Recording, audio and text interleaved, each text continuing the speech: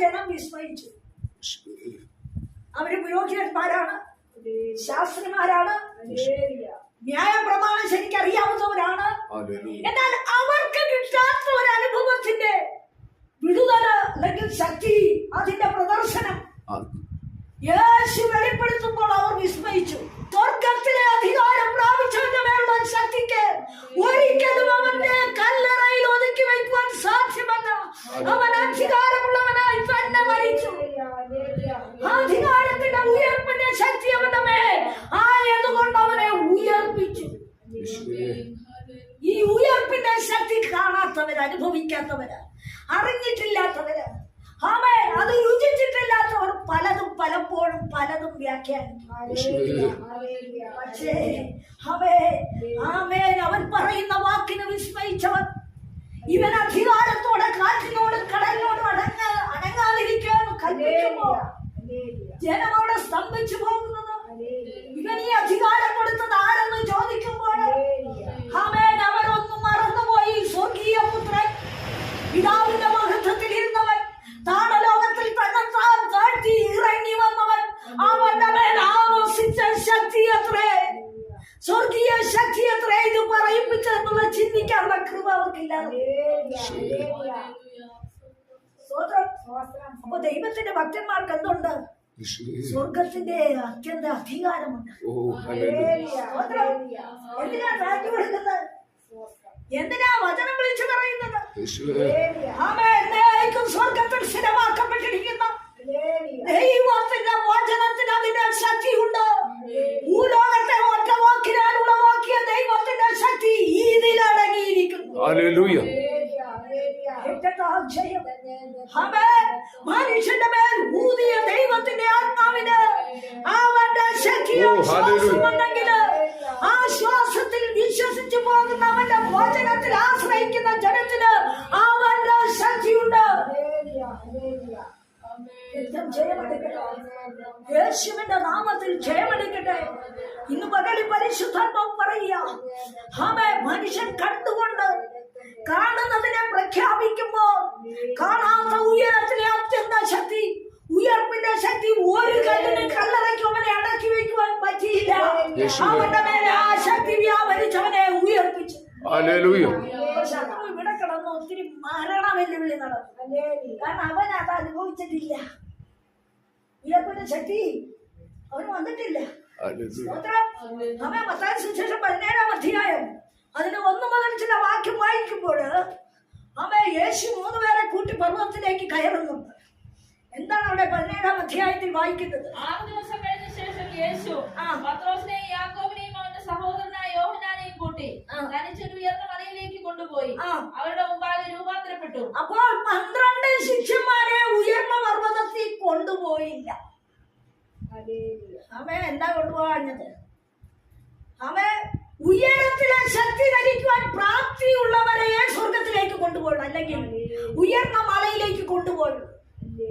യഥാർത്ഥമായ ദൈവത്തിന്റെ ശക്തി വെളിപ്പെടുത്തുവാൻ പറ്റിയവരെ മാത്രമേ മുകളിലോട്ട് കൊണ്ടുപോയില്ല.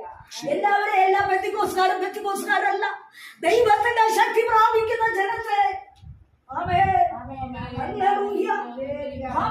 അവർക്ക് യോഗ്യതയുണ്ട്. എന്ത്? വിശ്വാസം വേണം, അവർക്ക് പ്രത്യാശ വേണം, അവർക്ക് സ്നേഹം വേണം. കർത്താവിന് 12 ശിഷ്യന്മാരുണ്ട്, 12 പേരെ കൊണ്ടുപോയില്ല. കർത്താവ് ആരെന്ന് അവരുടെ മുമ്പിൽ വെളിപ്പെടുത്തി കൊടുക്കും. അപ്പോ ശക്തി പ്രാപിക്കാതെ ശാസ്ത്രിമാരെ പോലെ കിടക്കുന്നവർക്ക് ഞങ്ങൾക്ക് എല്ലാം അറിയാമെന്ന ജ്ഞാനം കൊണ്ട് പറഞ്ഞ് ദൈവജനത്തെ തെറ്റിക്കുന്ന ജനവും ഉണ്ട്. കർത്താവ് ഇന്ന് പകലും പറയുക, ഉയരത്തിലെ ശക്തി പ്രാപിക്കുവോളും നിങ്ങൾ നഗരത്തിൽ കാത്തിരിപ്പിക്കും.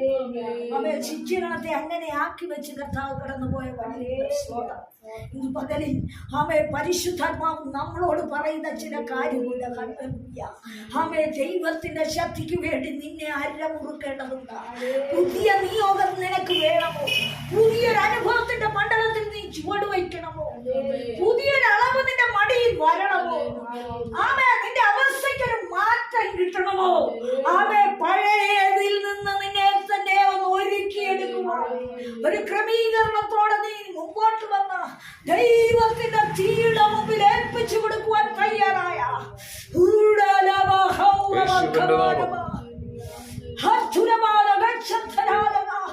ഇതുവരെയും അനുഭവിച്ചിട്ടില്ലാത്ത, ഇതുവരെയും അളന്നു കിട്ടാത്ത, ഇതുവരെ കരത്തളത്തിൽ എത്തിയിട്ടില്ലാത്ത, ഇതുവരെ ശോഭിച്ചിട്ടില്ലാത്ത, ഇതുവരെ സന്തോഷിക്കുവാൻ വയ്യാത്ത ഒരനുഭവത്തിലേക്ക് ദൈവം നിന്നെ കൊണ്ടുവരും.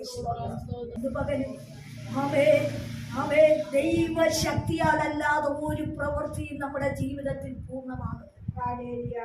മോശയെ ചുമ്മാതെ ദൈവം വിടുവിച്ചതല്ല. മോശ സ്വയമായിട്ട് നിയോഗം സ്വയമായിട്ട് തന്റെ ബുദ്ധി കൊണ്ട് തെരഞ്ഞെടുത്തതുമല്ല. പിന്നെയോ മേയിച്ച് ദൈവത്തിന്റെ പർവ്വതമായ പകലിൽ ദൈവം നമ്മളോട് പറയുന്നത്, ദൈവ നന്മ നമ്മൾ പ്രാപിക്കണമെങ്കിൽ ദൈവഹിതത്തിനൊത്ത നടപടികളിൽ നമ്മൾ നടന്നിരിക്കണം. ദൈവഹിതത്തിനുള്ള വഴി നമ്മൾ തിരഞ്ഞെടുത്തിരിക്കണം. ദൈവത്തിന്റെ ആലോചന പ്രകാരമുള്ള വിശുദ്ധി നമ്മൾ പാലിക്കുവാൻ തയ്യാറായിരിക്കണം. ദൈവം തന്റെ ജനത്തെ കണ്ടിട്ടുണ്ടെങ്കിൽ എന്നിൽ കൂടെ നിന്നിൽ കൂടെ വിടുവിക്കുവാൻ ആരെങ്കിലും ദൈവം ഉദ്ദേശിക്കുന്നുണ്ടെങ്കിൽ നീ ഏൽപ്പിക്കുവാൻ ബാധ്യസ്ഥരായിരിക്കണം. സ്തോത്രം. അങ്ങനെയുള്ള ജനത്തിന് ദൈവത്തിന്റെ വിടുതലും അനുഗ്രഹവും തീർച്ചയായും ഉണ്ടാവും. സ്തോത്രം. നമ്മൾ കേട്ട സങ്കീർത്തനത്തിൽ ഇങ്ങനെ ഒരു കാര്യം പറഞ്ഞു, യാചത്തിലേക്ക് തിരിയാതെ നിഗളത്തിലേക്ക് തിരിയാതിരിക്കേണ്ടതിന് ദൈവം എന്ത് ചെയ്തെന്ന 40-ാം സങ്കീർത്തനത്തിൽ വായിച്ചേ. 40-ാം സങ്കീർത്തനത്തിൽ അങ്ങനെ ഒരു വാക്യം വന്നല്ലോ. ഇന്ന് എടുത്ത വാക്യത്തിൽ ഇന്നത്തെ സങ്കീർത്തന ഭാഗത്തിൽ അങ്ങനെ ഒരു വാക്യം വന്നല്ലോ, നിഗളികളെയും വ്യാജത്തിലേക്ക് തിരിയാതിരിക്കുകയും ചെയ്യേണ്ടതിന് ദൈവം എന്ത് ചെയ്തെന്നോ. ഭാഗ്യം ഭൂമിയിൽ ദൈവം ജനത്തിന് തന്നിട്ടുണ്ടെങ്കിൽ, ഭാഗ്യാവസ്ഥയിൽ ജനം ഇരിക്കണമെങ്കിൽ, ഭാഗ്യമായ സന്തോഷപ്രദമായ ഒരു അനുഭവം കുടുംബത്തിൽ, ജീവിതത്തിൽ, തലമുറയിൽ വെളിപ്പെടണമെങ്കിൽ, നാം ചെയ്യുന്ന അനുഭവങ്ങളിൽ ഭാഗ്യം വെളിപ്പെടണമെങ്കിൽ എന്ത് ചെയ്യണം? യഹോവയെ തന്റെ ആശ്രയമാക്കിക്കൊള്ളുക. ദൈവത്തെ ആശ്രയമാക്കണം. ദൈവത്തിൽ ആശ്രയിക്കുന്ന വ്യക്തിക്ക് നിഗളം കാണിക്കുവാൻ സാധ്യമല്ല. വ്യാജത്തിലേക്ക് തിരിയുവാൻ സാധ്യമല്ല. അങ്ങനെ തിരിയാതെ ഇരിക്കുന്ന ജനമാ ഭാഗ്യമുള്ളത്. വ്യാജം വിട്ടുമാറാതെ നിഗളം കാണിച്ച്, ഞാനാണ് ഭൂതലത്തിൽ വലിയ ആളെന്ന് കാണിച്ച്, ഇതാ എന്നെ നോക്ക്, എനിക്ക് ആഭരണമുണ്ട്, ഞാനാണ് വമ്പുള്ള വ്യക്തി, വലിയ കുടുംബ വ്യവസ്ഥിതി ഉള്ളവൻ, വലിയ കുടുംബത്തിൽ പിറന്നവൻ എന്തൊക്കെയും പറഞ്ഞ് വമ്പ് കാണിച്ച് നടക്കുന്ന, കൊമ്പുയർത്തി നിൽക്കുന്ന ജനമല്ല ദൈവസന്നിധി ഭാഗ്യമുള്ളത്. നിഗളം, ഉള്ളിൽ നിഗളം വെച്ച് വ്യാജം കാണിക്കുവാൻ തയ്യാറുള്ളവര് ഒരിക്കലും ദൈവത്തിന്റെ പ്രമാണത്തിൽ എത്തത്തില്ല. അവരൊരിക്കലും ദൈവത്തിന്റെ പ്രമാണം അംഗീകരിക്കത്തില്ല. അവർ ഒരിക്കലും ദൈവത്തിന്റെ സ്നേഹത്തിലേക്ക് കടന്നിട്ടില്ല. ദൈവ തേജസ് അവരെ തൊടത്തില്ല. ദൈവത്തിന്റെ ആത്മാവിന്റെ സ്പർശനം അവർക്ക് അനുഭവിക്കാൻ പറ്റത്തില്ല. ദൈവഹിതം അവർ അന്വേഷിക്കാറില്ല. ദൈവത്തിന്റെ ആലോചനയ്ക്ക് അവർ കീഴ്പ്പെടത്തില്ല. ദൈവവചനം അവർ പുറകിലെറിഞ്ഞുകൊണ്ട് ദൈവഹിതം വിട്ട് നടക്കുന്നവരാണ്. അതുകൊണ്ട് ദൈവത്തിന്റെ തേജസ്, ദൈവത്തിന്റെ ശക്തി, ദൈവത്തിന്റെ ആത്മാവുടെ മേൽ വസിക്കുന്നില്ല. എന്നാൽ കർത്താവ് പറയാ, ഞാൻ ചിലർക്ക് ഭാഗ്യം അനുവദിച്ചിട്ടുണ്ട്. എന്താണ്? ദൈവഹിതം ചെയ്യുന്നവർക്ക്, ദൈവത്തിന്റെ ആലോചന പ്രമാണിക്കുന്നവർക്ക്, വ്യാജം മാറ്റുന്നവർക്ക്, നിഗളം മാറ്റുന്നവർക്ക്, യഹോവയെ ആശ്രയമാക്കുന്ന ജനത്തിന് ഞാൻ ഭാഗ്യാവസ്ഥയിലാക്കുമെന്ന്. ഇന്ന് പകൽക്കാലം ദൈവത്തിന്റെ ഭാഗ്യാവസ്ഥയിൽ ദൈവത്തിൽ വിശ്വസിച്ചും ആശ്രയിച്ചും അവന്റെ ശക്തിയാൽ നമുക്ക് മുന്നോട്ട് പോകാം. ഈ വചനത്താൽ ദൈവമായി കർത്താവ് നമ്മളെ അനുഗ്രഹിക്കും.